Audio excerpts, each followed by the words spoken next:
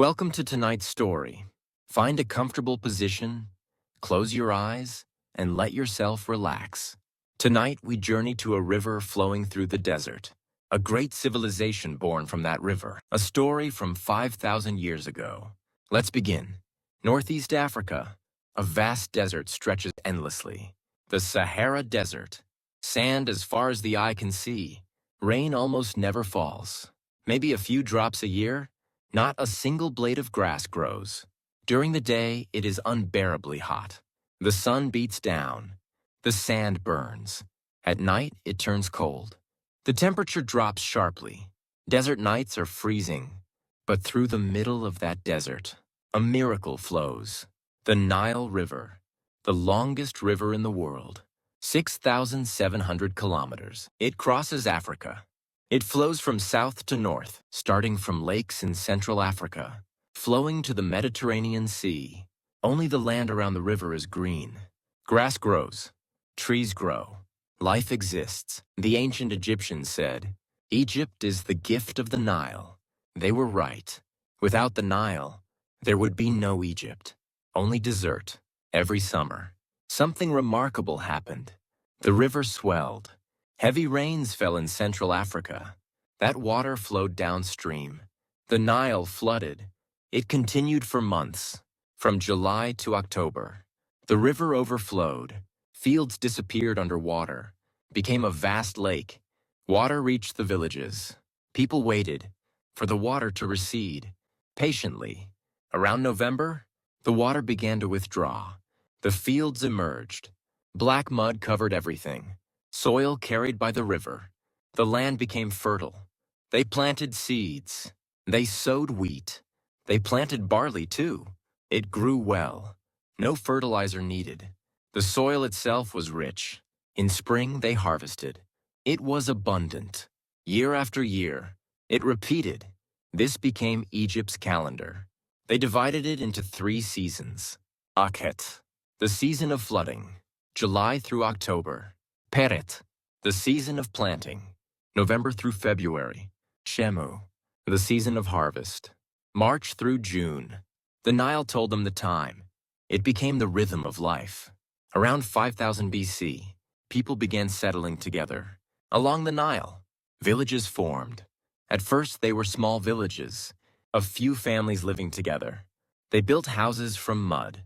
They farmed. They caught fish. They lived thanks to the Nile. They grew larger. Villages became cities. Many cities arose. 2 kingdoms formed, Upper Egypt and Lower Egypt. Upper Egypt was in the south, the Nile's upper reaches, a long, narrow valley. Lower Egypt was in the north, the Nile's lower reaches.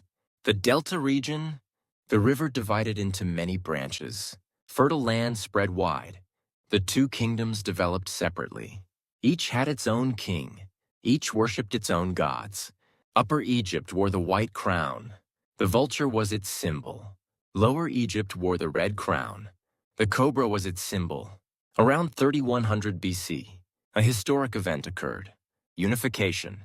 There was a king named Narmer, king of Upper Egypt. He was powerful. He conquered the north. He defeated Lower Egypt. He united the 2 kingdoms. He became the first pharaoh, the first king of unified Egypt. History began. He wore both crowns together, the red crown inside the white, symbolizing unity. He established a capital, Memphis, at the border between the 2 kingdoms. A strategic location. The Narmer Palace survives. A carved stone slab, the king striking down his enemy. A scene commemorating unification. Egypt's first historical record. The pharaoh was a special being, not simply a king, a god. They believed he was the incarnation of Horus, the falcon god, god of the sky, a living god. Walking on earth, people bowed to him. The pharaoh's word was law. It could not be defied. Absolute power. There was a concept called Mat, order, justice, truth. The balance of the universe. It was the pharaoh's duty to maintain Mat, to prevent chaos. If he ruled well, the Nile would flood. Harvests would be abundant. If he ruled poorly, Drought would come. Famine would come. It was the pharaoh's responsibility. Writing was invented. Hieroglyphs, sacred carvings. They looked like pictures. Birds, people, eyes, water, all were pictures. But they were not simple pictures. They also represented sounds. It was a complex system. They considered it sacred writing. They carved it on temple walls. On tombs, too. A profession called scribe emerged. People who could write. They were highly respected. They wrote on papyrus, a plant that grew along the Nile. They wove the stems to make paper. They wrote with reed pens, black ink, red ink, important parts in red, records accumulated, tax records, grain warehouse records, building records. Everything was written down. The Old Kingdom began around 2700 BC until 2200 BC. The age of pyramids, the greatest monuments, were built during this period. There was King Djoser, the third dynasty. Around 2700 BC, he had a vizier named Imhotep, a genius architect, also a physician. He proposed something, a new kind of tomb, different from before. He designed a step pyramid at Saqqara, 6 levels stacked, 60 meters high, built entirely of stone, the world's first massive stone monument. It was revolutionary. Before they used mud bricks. Now the age of stone had come. Imhotep was worshipped as a god, even after death, as the god of wisdom. King Sneferu came, the fourth dynasty. His ambition was great. He built 3 pyramids, 1 king, 3 pyramids. The first one failed. The Medum Pyramid. It collapsed. The second was the bent pyramid.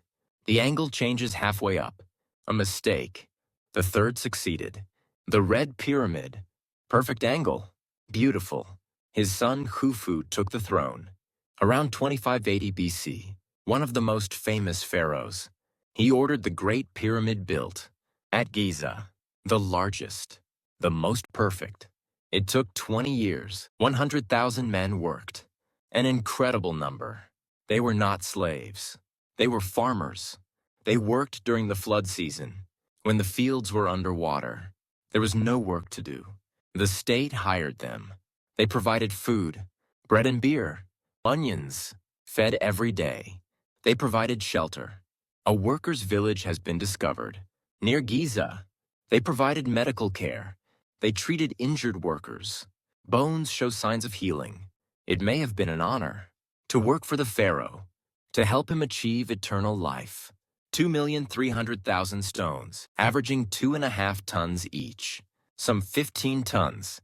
How did they move them? It remains a mystery. They used sledges, they say. They placed stones on sledges. They pulled them with ropes. They sprinkled water on the sand to reduce friction. Experiments have proven this.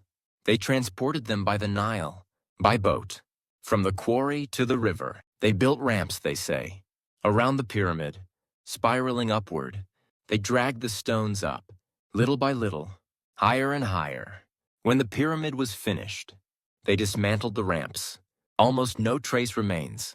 146 meters tall. For 4,500 years, it was the world's tallest structure. Perfect accuracy. The 4 sides point exactly to the cardinal directions. Almost no error. They calculated using the stars. Their astronomical knowledge was advanced. There are passages inside. The king's chamber, the queen's chamber, the grand gallery. The grand gallery is remarkable.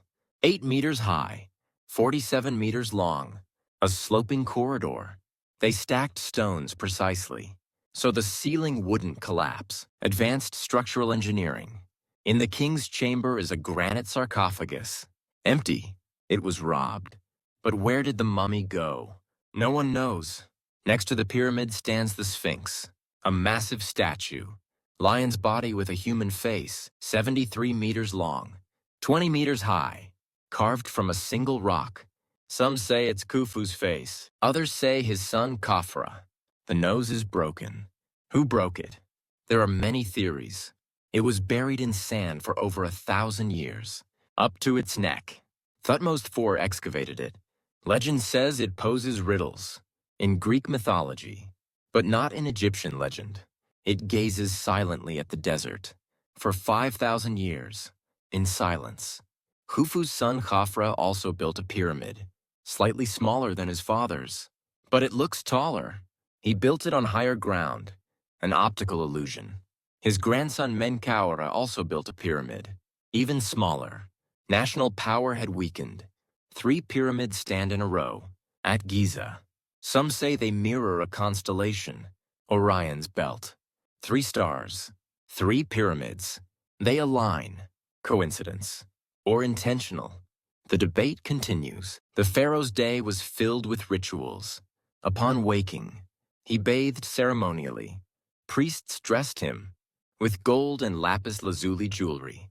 It was heavy.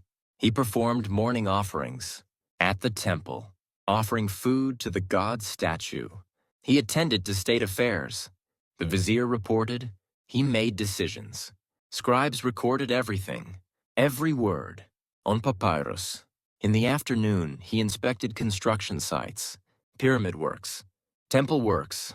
In the evening, there were banquets. Music was played. Harps, lutes, flutes, dancers performed. Acrobats displayed their skills. They drank wine. They ate meat, bread and fruit. At night, he performed rituals again. He observed the stars. He prayed to the gods. Before sleeping, he prepared for tomorrow. He prepared for eternity. They did not fear death. It was only a beginning. True life came after. They believed in the afterlife. They called it Duat, the underworld.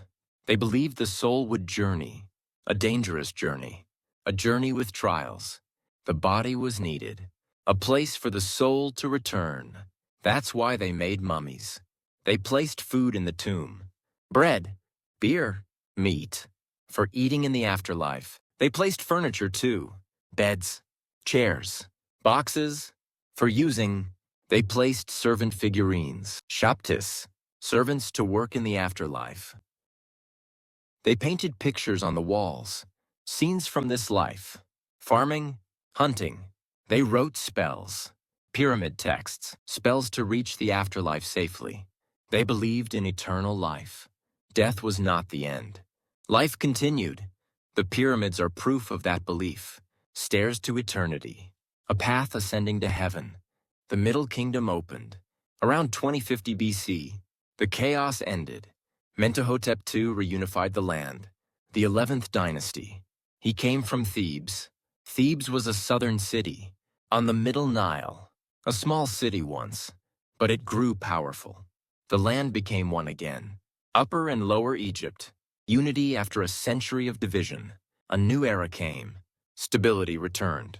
Culture flourished. Literature developed.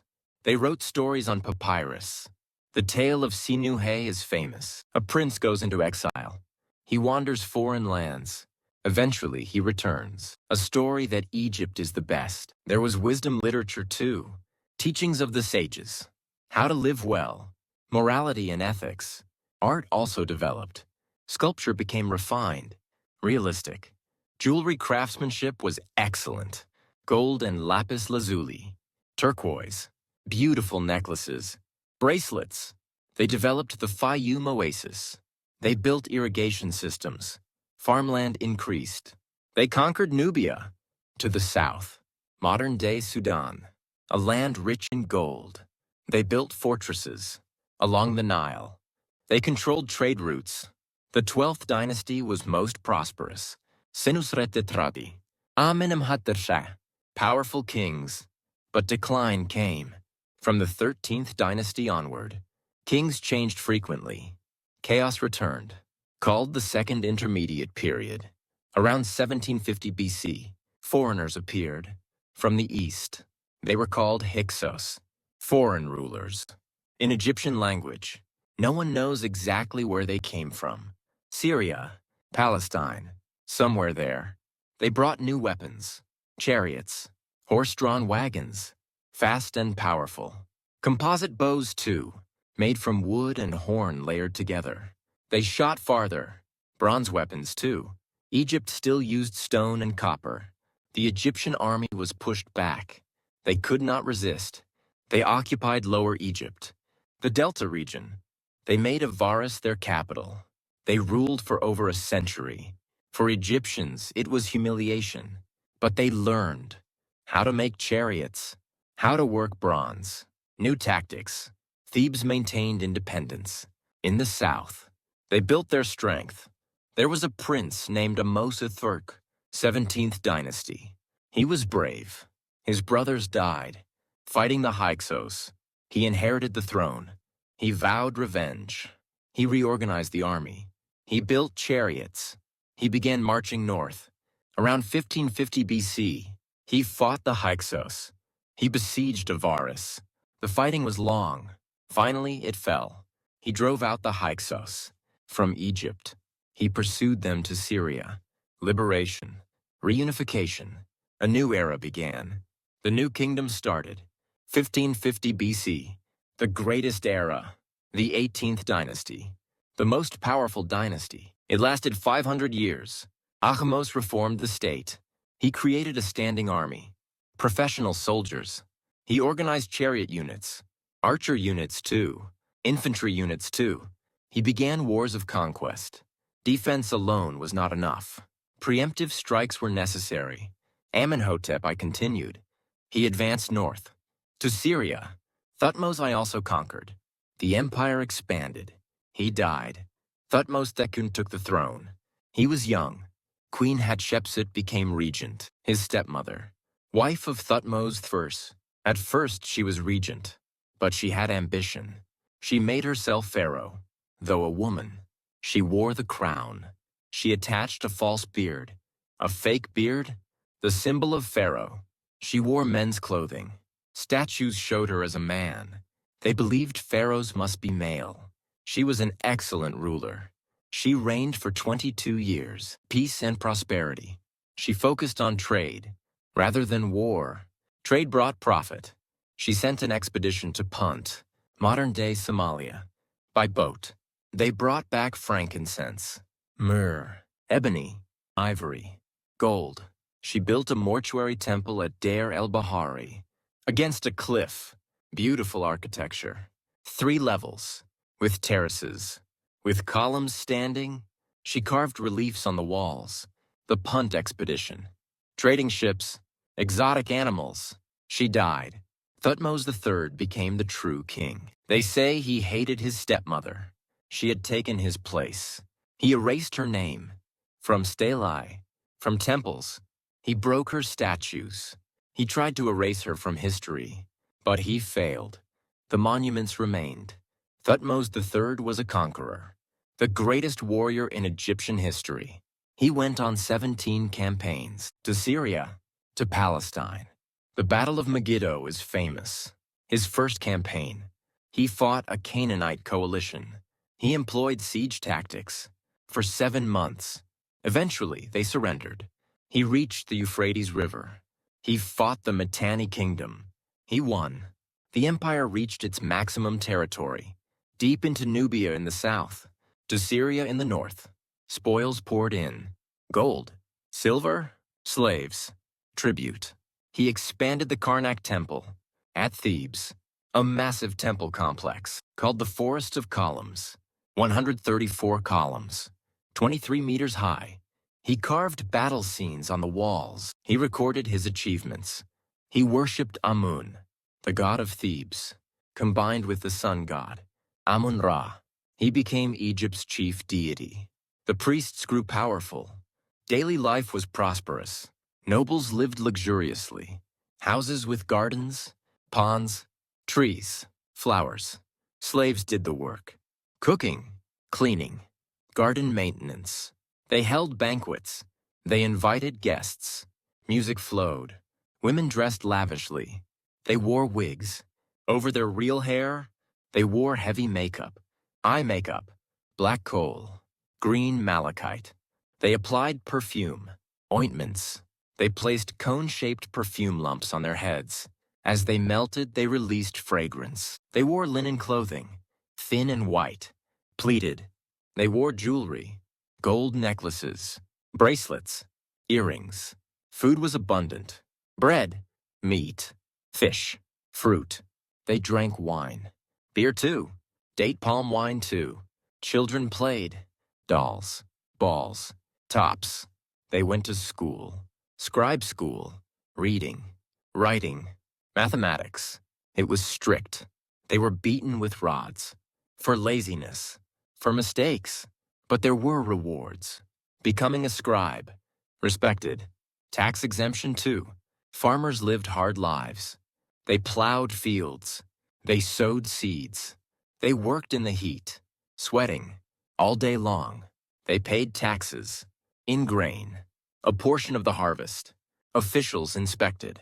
They measured fields. They counted harvests. They recorded precisely. They were drafted for building projects. Like Mita, building temples, digging tombs. But they were fed by the state, bread and onions, beer. They enjoyed festivals. The Apet Festival, Festival of Amun. They placed the god statue on a boat, along the Nile, to Luxor Temple. People watched, music, dancing, food. It continued for days. Religion was the center of life. Gods ruled everything. There were hundreds of gods. Each had a role. Ra, the sun god, most important. He traveled from east to west every day. At night, he passed through the underworld. In the morning, he rose again. Resurrection. Osiris, god of the underworld, judge of the dead. Isis, goddess of magic, wife of Osiris, mother goddess. Horus, the falcon god, protector of pharaohs. Anubis, the jackal god, god of mummification. Thoth, the ibis god, god of wisdom and writing. Hathor, the cow goddess, goddess of love and joy. Each city had a patron god, a local guardian. They worshipped especially. Temples were enormous. Pharaohs continuously expanded them. To accumulate merit, priests performed rituals. Daily, they woke the god statue. They washed it. They dressed it. They offered food, bread, beer, meat, fruit. They burned incense. They sang hymns. Common people could not enter the temple. Only priests. Only pharaohs. They prayed outside. They made wishes. Amenhotep IV took the throne. Around 1350 BC, he was a revolutionary. The Amen priests were too powerful, wealthy, almost stronger than the king. He declared he would abandon Amun. He would worship a new god, Aten, the sun disk. He said it was the only god. There were no other gods. He changed his name, Akhenaten, one who serves Aten. He moved the capital. He abandoned Thebes to Amarna. He built a new city. He erected Aten temples, without roofs, letting sunlight in. Queen Nefertiti joined him, a beautiful woman. Her famous bust survives. A new art style emerged. Realistic, not idealized. They depicted Akhenaten as he was. Long face, protruding belly, strange looking. They painted his family, playing with daughters, with his wife, human. He wrote hymns, praising Aten, beautiful poetry. But the people did not follow. They missed the old gods. The priests were angry. They had lost power. The army was unhappy too. He stopped conquests. The empire weakened. Akhenaten died. The revolution ended. A young king took the throne, Tutankhamun, 9 years old. The priests pressured him. Return to the old religion. He changed his name, Tutankhamun, living image of Amun. He returned to Thebes. He reopened Amun's temples. Amarna was abandoned, destroyed. Akhenaten's name was erased. Tutankhamun was young. He had no real power. Advisors ruled. He died at 18, suddenly. The reason is unclear. He was buried in the Valley of the Kings, in a small tomb, hastily. For 3,300 years, he was forgotten.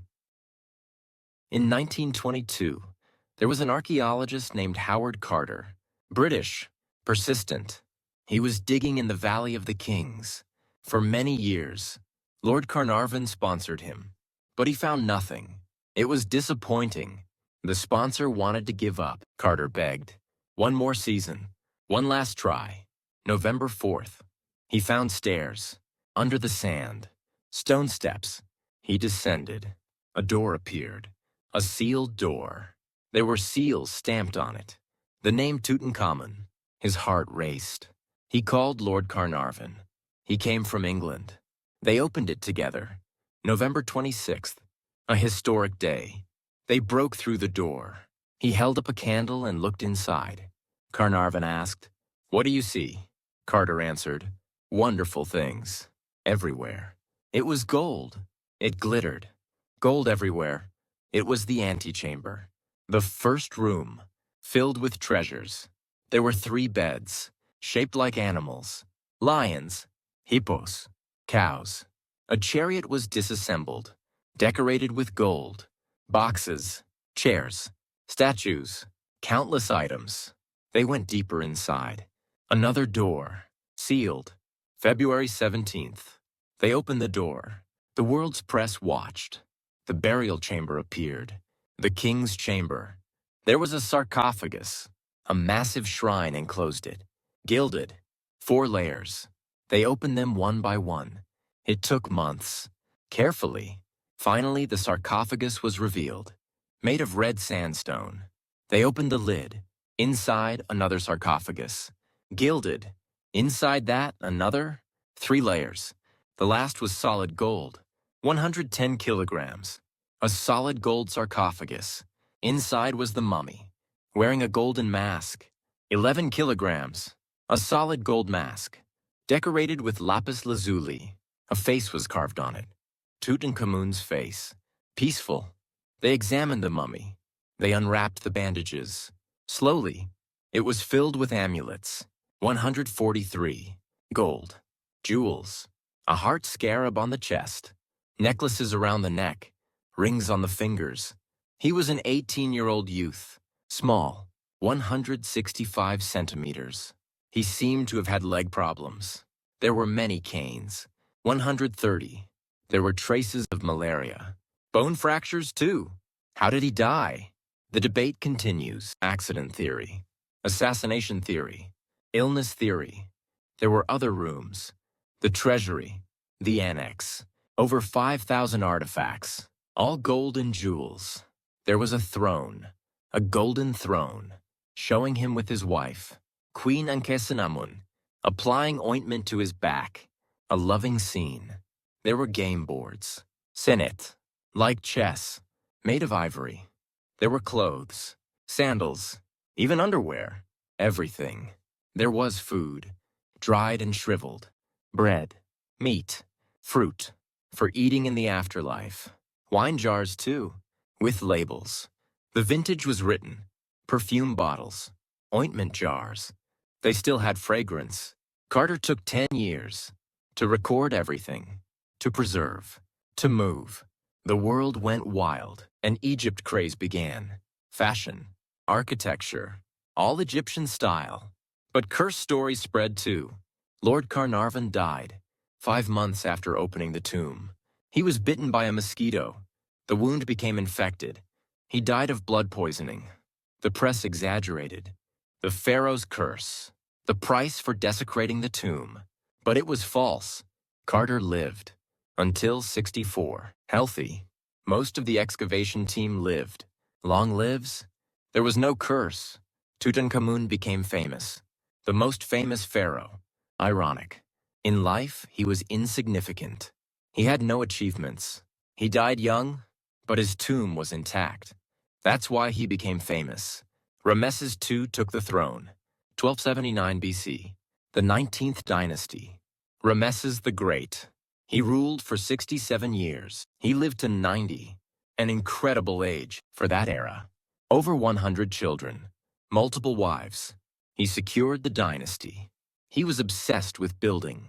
He built everywhere. He carved his name. Abu Simbel is most famous. In Nubia. Carved into a cliff.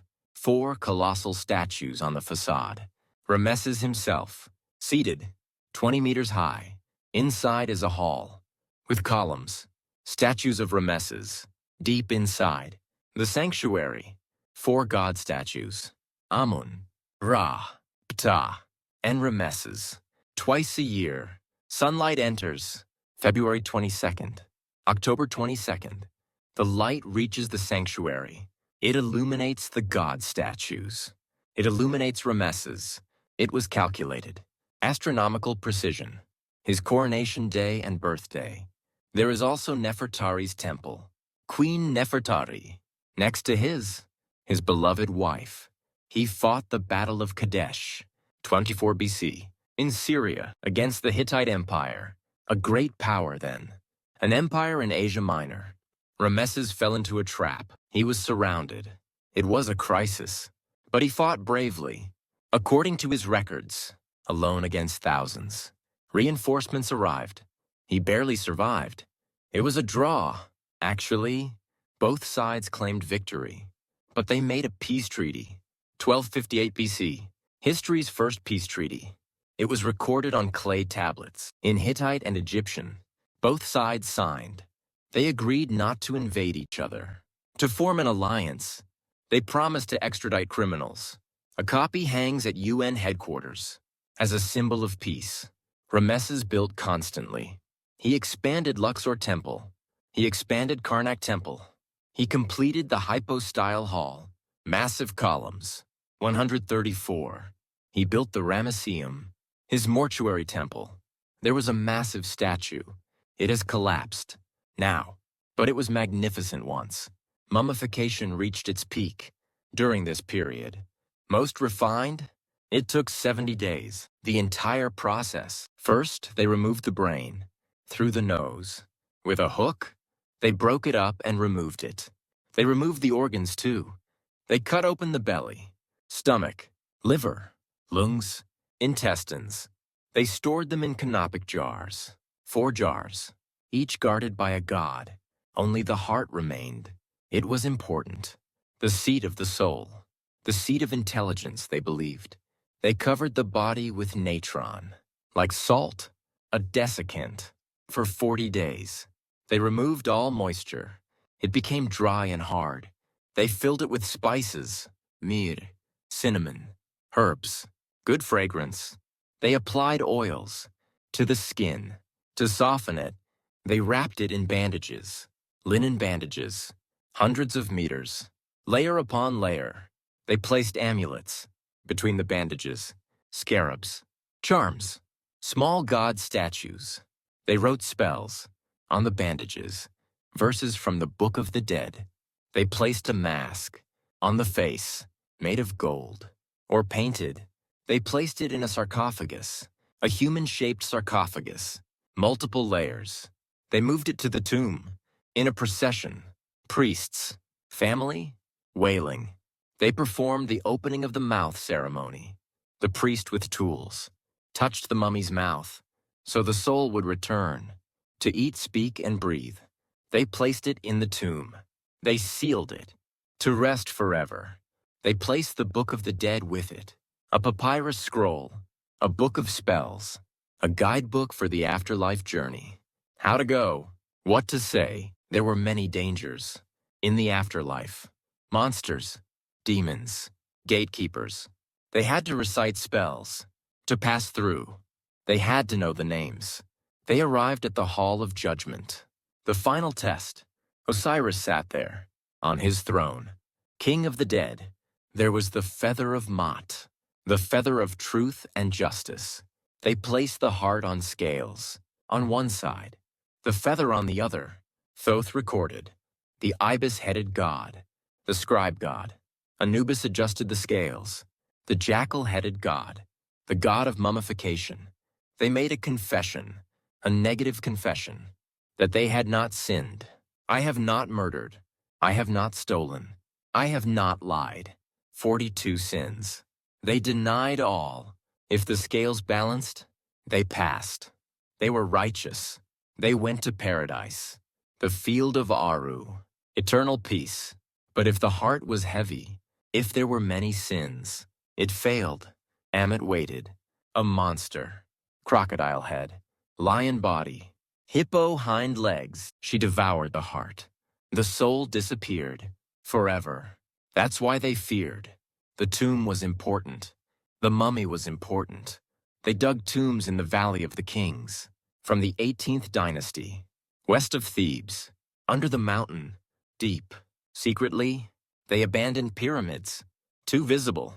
They were robbed. They tried to hide them. But it was useless. Almost all tombs were robbed. Already in ancient times, seeking gold. They tore apart mummies, searching for jewels. It was sacrilege. That's why Tutankhamun's tomb is a miracle. It was intact. The only one. Ramesses II died. 1213 BC. The long reign ended. His 13th son took the throne. Meremptah, already old. The empire shook. Sea peoples invaded. Mysterious groups. They attacked throughout the Mediterranean. They destroyed the Hittites. They invaded Greece. They attacked Egypt too. Meremptah stopped them. Barely. Ramesses III stopped them again. In the Nile Delta. Naval and land battles, he won. But the empire was exhausted. The new kingdom declined. Around 1070 BC, the end of the 20th dynasty. The third intermediate period began. A time of chaos. Egypt was divided. North and south split apart. Again, multiple dynasties existed simultaneously. Libyans became pharaohs. The 22nd dynasty. Mercenaries from the west. They became Egyptianized.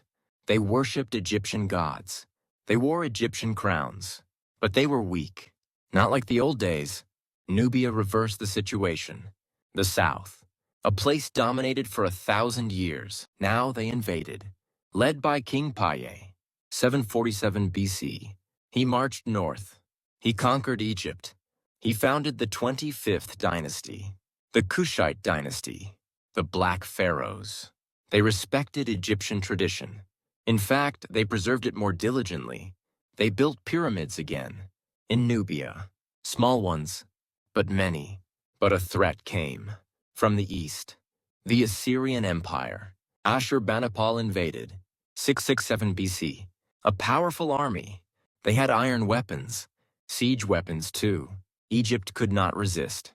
Thebes was sacked. The sacred city. It burned. The Nubian kings fled. Southward. Back to Kush. An Egyptian named Psamtik rose up. The 26th dynasty. The Sate dynasty. He cooperated with Assyria. He gained independence. He reunified the land. It was a brief renaissance. They tried to restore the old glory. They imitated ancient art. Old Kingdom style. Middle Kingdom style. They longed for the past. For the glorious days. They hired Greek mercenaries. For the army. They traded. With Greece. But a new threat came. The Persian Empire. A giant from the east. Cambyses II invaded. 525 BC. Egypt fell. It became a Persian province. For the first time in 1,000 years, complete foreign domination. The Persian king took the pharaoh title. But he did not respect it. He collected taxes. He plundered temples. Egyptians hated him. Rebellions broke out several times. Brief independence, but reconquered again. 120 years of Persian rule. A dark age. 332 BC. Alexander the Great arrived. A young king of Macedon. He destroyed Persia. He came to Egypt. He was welcomed as a liberator. He held a coronation in Memphis. He became pharaoh, following Egyptian tradition. He went to Siwa Oasis, deep in the desert, to the temple of Amun. The priest declared he was the son of Amun, a god. Alexander was pleased. He gained legitimacy. He founded Alexandria, on the Mediterranean coast, a new capital, connecting Greece and Egypt, a center of trade. But he left, eastward, into the heart of Persia, to India. He died at 33, in Babylon, of fever. His empire was divided. His generals took portions. Ptolemy seized Egypt. One of the generals, clever, he hijacked Alexander's body. He brought it to Alexandria. He claimed legitimacy. He became king. Ptolemy A new dynasty began, the Ptolemaic dynasty, Greek pharaohs. It lasted 300 years, the last dynasty. They spoke Greek at court, but they respected Egyptian tradition. They built temples in Egyptian style. Edfu Temple, Philae Temple, Alexandria flourished, the largest city in the Mediterranean, nearly 1 million people. They built the Great Library, the world's largest, 500,000 scrolls. They collected all knowledge, Greek, Egyptian, Persian, Jewish. Every culture, scholars gathered. They researched. They translated. Eratosthenes was there. He calculated Earth's circumference. Amazing accuracy. Euclid was there, the father of geometry. He wrote the elements. A lighthouse was erected on Pharaohs Island, 120 meters high, one of the 7 wonders of the world. It shone light at night. It guided ships. It collapsed in an earthquake. In the Middle Ages, it's gone now. But the Ptolemaic dynasty weakened. Internal strife was severe. Brother fought brother. Over the throne, blood was spilled. Rome grew strong. From the west, it controlled the Mediterranean. It interfered in Egypt. It gave loans. It increased influence. Ptolemy the Thean died, 51 BC. He left 2 children, Cleopatra and Ptolemy III, sister and younger brother. They had to rule together. Cleopatra was 18. Her brother was 10.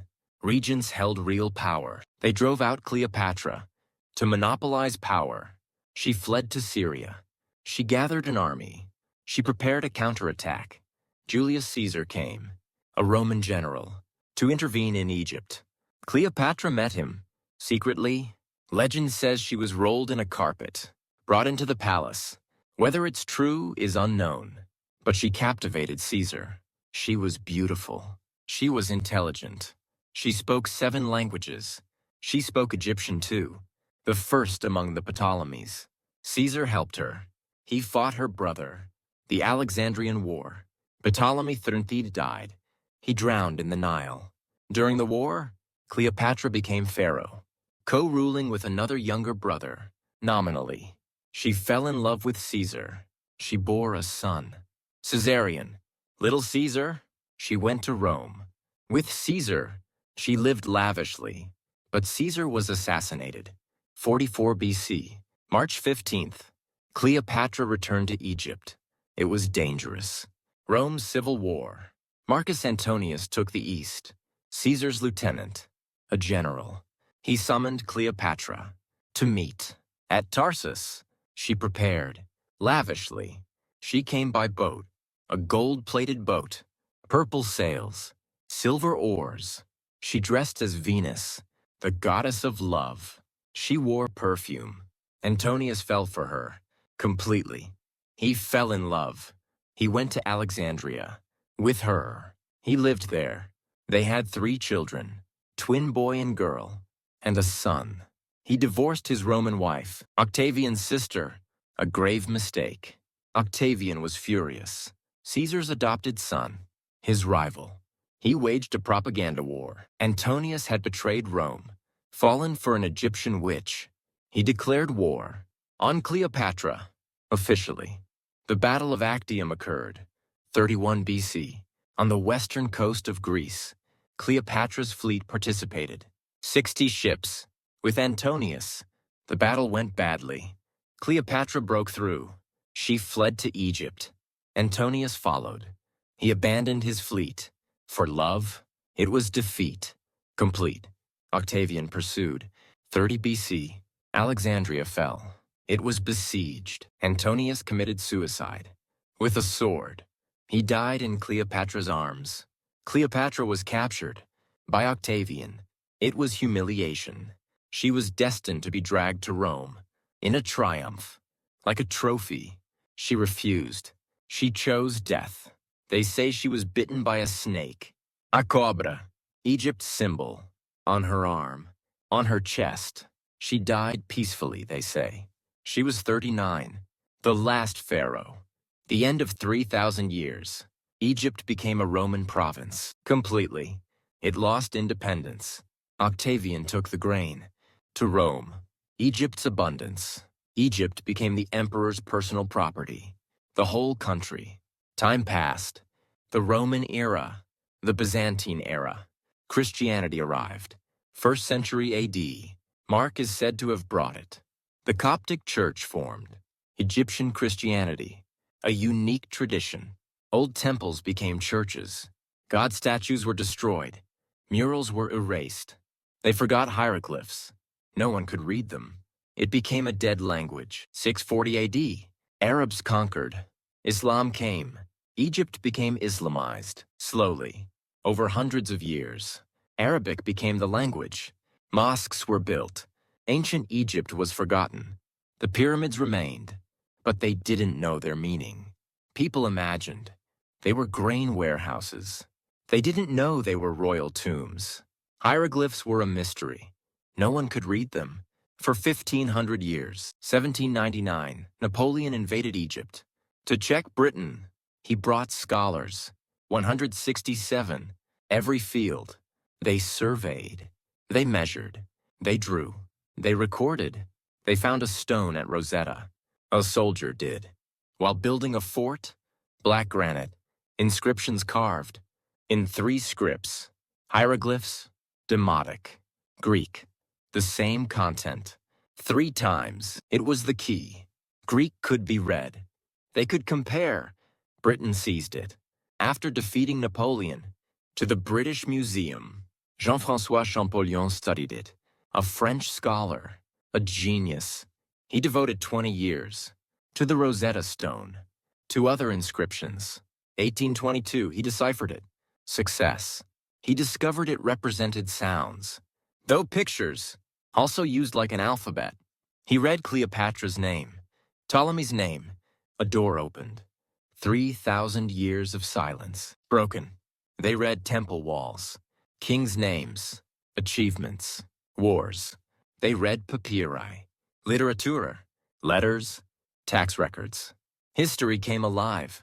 It regained its voice. Egyptology was born. As an academic field, the world was enthralled.